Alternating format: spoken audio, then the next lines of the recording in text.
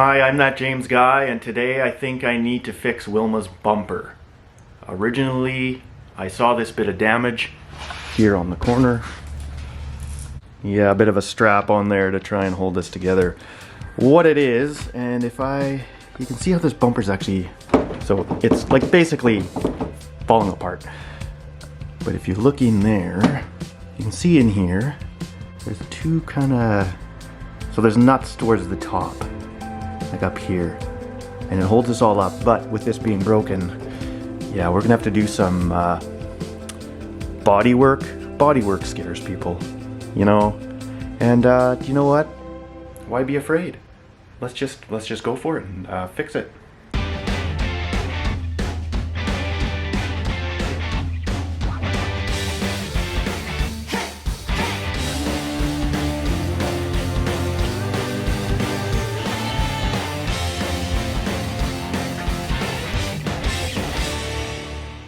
I got the bumper off.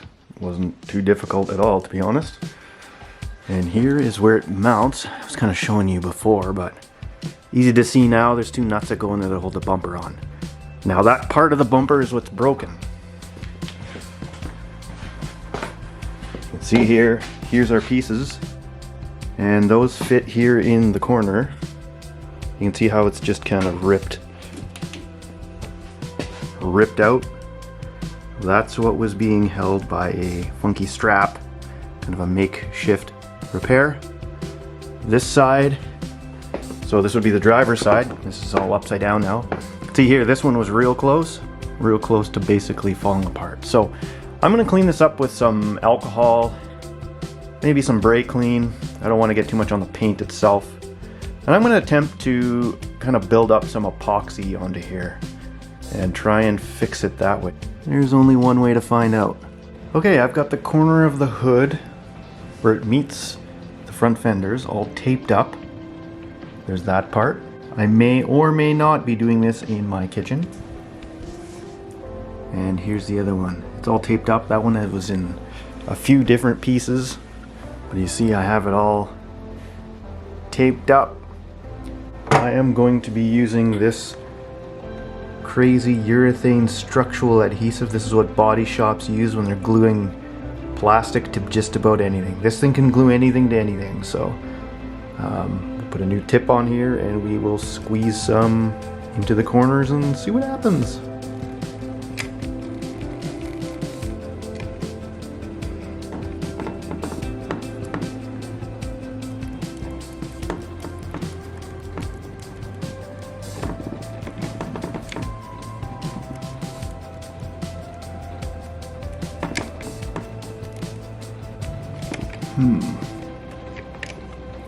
Is that it? Did we run out? Okay, let's try again. I had to run out and get some more of this stuff because I ran out. There was barely anything in the container, so here we go again. I'm gonna goober it in there pretty good.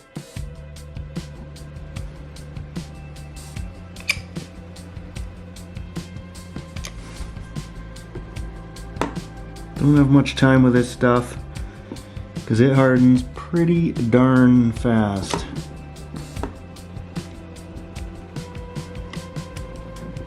I also don't want to get any of this on my kitchen because that would not go well for me.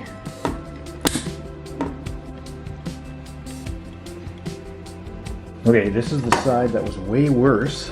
All of these bits are being held in here with tape. Go ahead. It's already starting to harden up.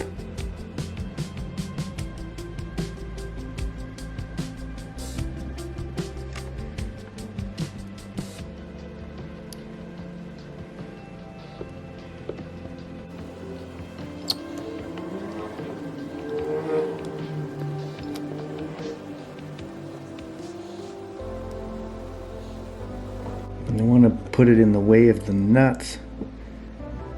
So, oof, maybe, is that good enough? Well, that's goobered in there real nice. This was the side that was completely broken, so the more the merrier, right? Gonna call that good.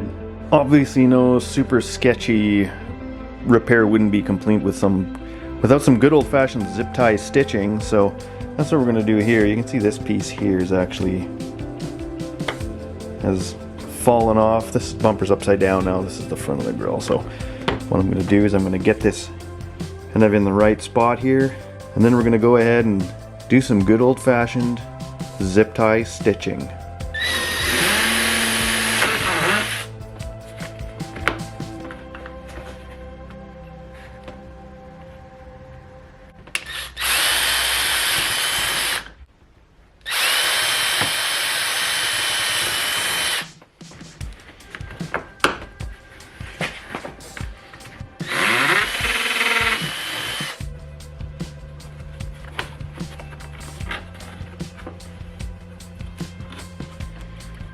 That is glorious.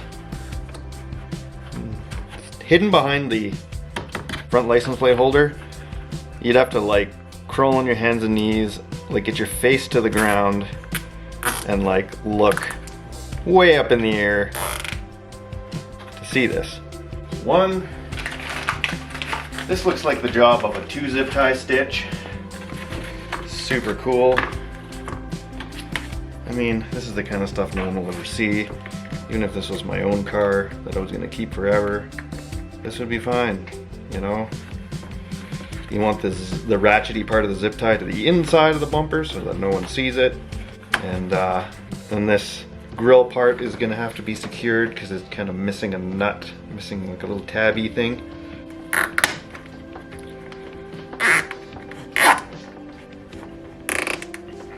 Maybe my new nickname should be the zip tie seamstress. That is solid. See what I'm talking about there? 2 zip ties, and they're holding that middle piece in. I may do a zip tie around this whole thing, close to the top here, maybe around that bottom edge. Through the grill, that'll hold this grill part up against here because the fastener on the other side is gone. The other thing I gotta do is I gotta secure some of this stuff. This thing's obviously hit a parking curb. Not doing so well. We'll straighten this all out good enough. You can't see this under the car anyway, so zip ties to the rescue. So there we go, all fixed. You can see how minty that is right there on my zip tie. Bit of trimming, bit of drilling, bit of stitching. I mean, this thing is pretty mangled on the bottom here, but it's underneath the car. So there you have it. So just the epoxy left to dry. There, all back together, done. Pretty easy. It was just the opposite of taking it apart, obviously. It all went together quite nicely. Now if I zoom in, I mean from far away you can't tell. You really zoom in, you can see there's a crack and little bits of epoxy sticking out. But who cares? You back up. That's a pretty minor detail. This side looks about the same. Yeah, I mean, I'm real happy with the result. There's a few scuffs here in the paint, but whatever. It's got 150,000 kilometers, you know, 90,000 miles or so. I'm pretty happy with the result. So yeah, that's it for body work on this thing. I don't think there's anything else to do. The adventures continue. Again, if you found this useful or even just mildly entertaining, please like the video, hit the subscribe button, and I will see you next time.